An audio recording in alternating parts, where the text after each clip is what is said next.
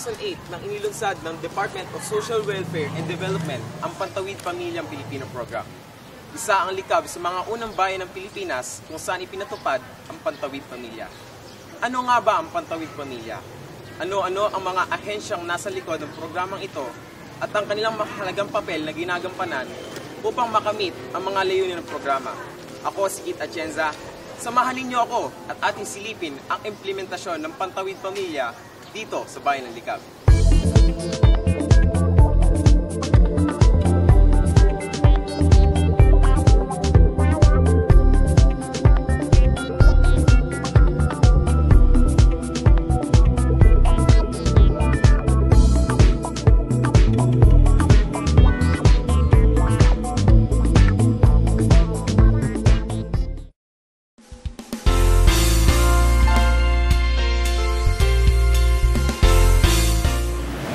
Pamilyang Pilipino Program ay programa po ng nasyonal na tumutulong sa mga mahihirap nating kababayan na ang layunin po ay maitaas ang kanilang antas ng pamumuhay at ang focus po nito ngayon ay sa mga kabataan na may edad na 0 to 14 years old.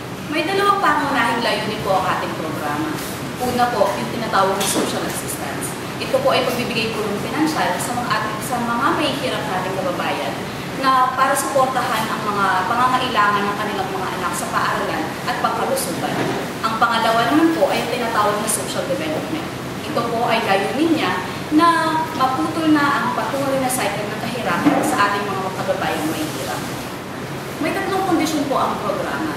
Una sa edukasyon, ang mga anak po nila na edad 3 hanggang 14 ay kailangan po nasa paaralan at kailangan po mag-maintain ng 85% attendance. Para sa nanay po na buntis, kailangan po nilang magpa-pre and postnatal check-up at kailangan manganak sa tulong ng health professional at kailangan po sa facilities po ng mga ospital at mga lie-in clinic lang. Para naman po sa mga anak na 0 to 5 years old, kailangan po silang dalhin ng kanilang mga nanay sa health center para sa check-up, mag-avail po ng vaccination, magpatimbang at kailangan po nilang mapurga 2 beses sa isang taon. At ang pangatlo po nating kondisyon ay yung tinatawag po family development session. Ito po ay ginaganap 1 beses sa isang buwan at tumatagal po ng 2 hanggang 3 oras na kung saan ang mga topics kung pinag-uusapan ay may kanalaman para mapaunlad po at mas maging effective silang mga magulang at maging mas maganda ang takbo ng kanilang pamumuhay.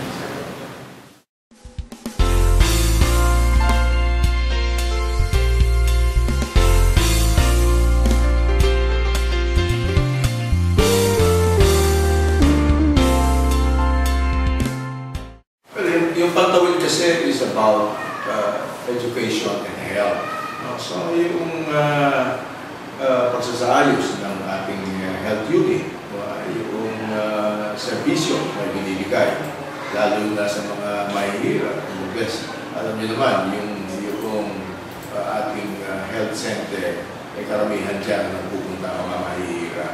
Merong gamot, pag nagpatingin, may doktor, may nag-aasikaso, maayos ang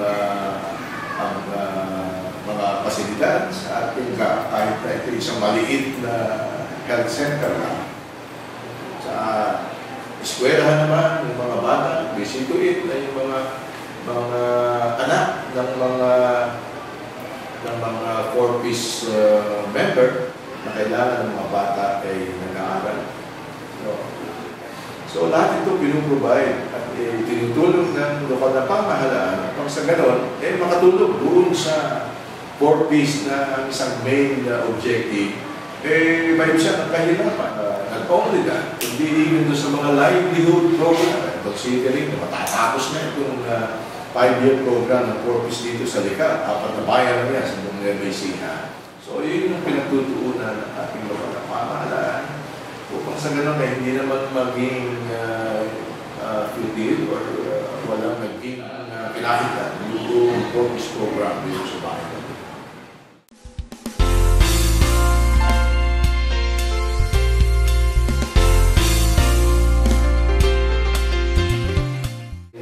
Best practice namin yung strong tie-up namin doon sa regional office. Tapos, pagka may mga livelihood project ng LGU, katulad nung kanina, May mga networking kami with Dole, TESDA, yan, sa mga TMTC, na ang mga target beneficiaries namin ay puro 4Ps. More on sa programs naman, kung ating ilalagay, no? Mag-start tayo doon sa pangkabataan o sa bata. So, meron tayong daycare service program na kung saan meron tayong supplemental feeding program na hindi lang non-4Ps. Actually, marami tayong mga pantawid pamilya na beneficiary ng supplemental feeding. At doon naman sa ating social pension program, ito yung programa ng ating pamahalaan, dagdag na sustento para doon sa matatanda na maaari nilang gamitin sa gamot or pagkain. Marami sa kanila ay mga pantawid din na talagang indigent.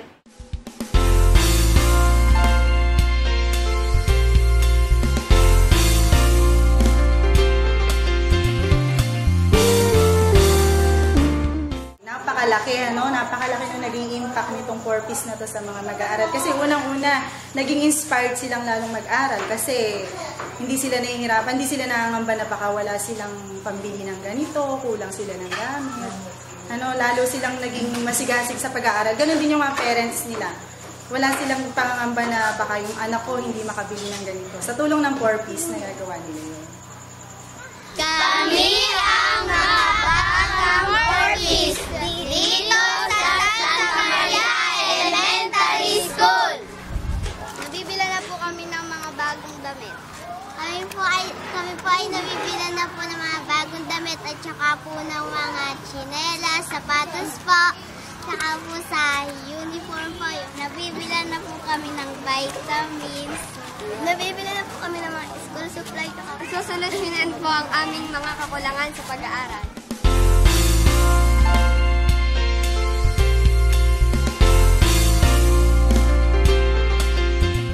So ang role namin dito bilang Municipal Health Officer sa ating programa ng 4Ps, kami po rito yung pinupuntahan ng mga nanay, lalo na yung mga buntis.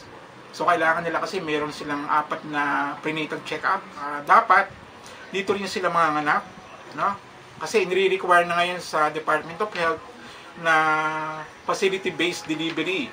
No? So sino-sino pa ba ang mga chine-check up namin dito? Yung pong mga bata ng mga under 5, under 5 years old. Lalo na yung mga nagpapabakuna, no? Yung mga bata na 0 to 12 years old, kailangan po may kompleto silang bakuna na marireceive dito sa amin sa RHU. No?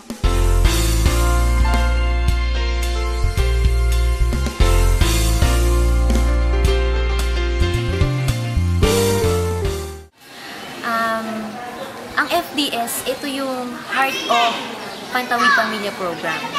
Kasi ito yung usually ang main role namin sa mga beneficiaries namin. So through FDS, of course, natutulungan namin yung bawat pamilya, hindi lamang doon sa kanilang mabigyan ng panigbagong kaalaman, kundi ma-apply po nila yun sa kanilang sarili-sariling pamumuhay. Through family development session, nakakapag-provide kami ng, for example, karapatan ng mga kababaihan, karapatan ng mga kabataan, na ma-apply po nila yan sa pagiging isang magulang. Kasi, di ba, family development session nga. Kasi marami ka talagang natutunan kami dito. Take for example, itong time din na sa disaster preparedness seminar last month. So, nung isang araw lang, nagkaroon tayo ng disaster ng Bagyong Ako. Kahit papaano po, yung nalaman namin dito, syempre na-apply namin yon sa aming mga tahanan. Kung paano before and after ng bagyo, kung paano mag-prepare, at pagkatapos ng bagyo, kung paano din maiwasan yung mga nagkalat na mga natumbang ulo. So yan, ilan lamang po yan sa mga learnings ng ating mga beneficiaries. So sabi nga natin, hindi lamang doon sa perang kanilang natatanggap, nakakatulong yung programang Pantawid Pamilya. Kundi higit sa lahat, yung mahawakan mo lang ang kanilang buhay, mabago mo yung kanilang pananaw, isa yun sa primary purpose ng ating family development session.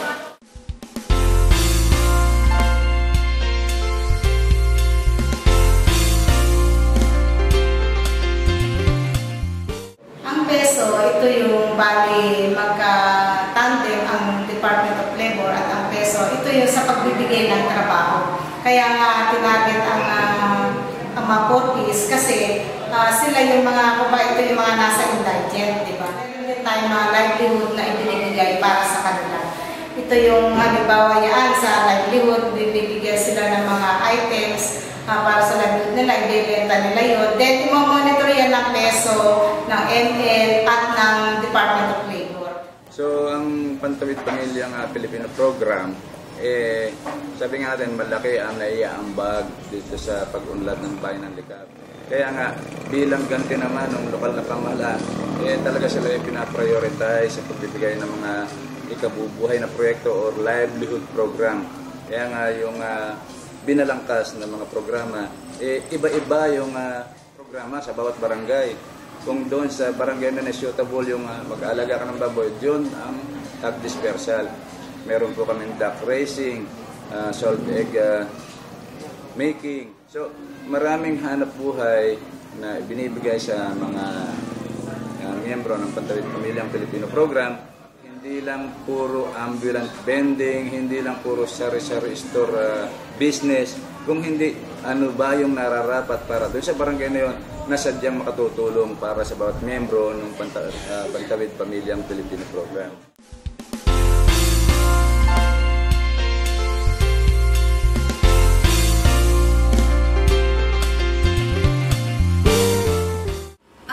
Society organization dito sa ating Region 3 ay aktibo na maging partner ng DSWD. Pero bago ang lahat ng iyon, sila ay nagsisimula muna na makipag-MOA sa atin sa DSWD bilang partner.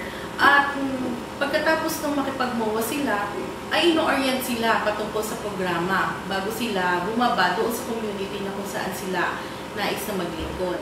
Pagkatapos nito, ay i-endorse naman namin sila sa mga provincial office namin sa iba't ibang probinsya upang sa ganun ay matap sila bilang mga resource person ng ating mga municipal link at sila ay makatulong sa kanila upang sa ganun yung maraming trabaho ng ating mga municipal link ay ma-unload naman sila at sila ay makapag-concentrate sa case management. So, isa sa mga practice na ginagawa ng DSWD ay yung capability building sa ating mga partners, sa ating mga stakeholders. Siyempre, ang ating mga partners, andyan ang mga NGOs, NGAs, andyan ang mga CSOs, katulad ng iHealth. So, sila, buong Nueva Ecija ay nai-utilize natin sa conduct ng mga FDS sa ating mga kanya-kanyang areas. At dahil sila ay nakakatuwang natin, binigyan din sila ng mga kaukulang trainings na para sila ay maging effective resource persons. At ganoon din naman ang ibang partners natin. Ating natunghayan ang kahalagahan ng koordinasyon at pagtutulungan ng iba't ibang mga ahensya, organisasyon at institusyon upang maayos na katuparan ang layunin ng programang Pantawid Pamilya na mapaunlad ang sosyal at pang-ekonomikang aspeto ng buhay ng mga mahihirap nating kababayan dito sa bayan ng Likab, Nueva Ecija. Ang sama-samang pagkilos ng lahat ay instrumento sa pagtawid sa kaunlaran, hindi lamang sa kasalukuyang panahon, kundi sa susunod pang mga henerasyon. Ako po si Kit Atienza, nagsasabi na kaya ng Pinoy tumawid sa kahirapan patungo sa kaunlaran.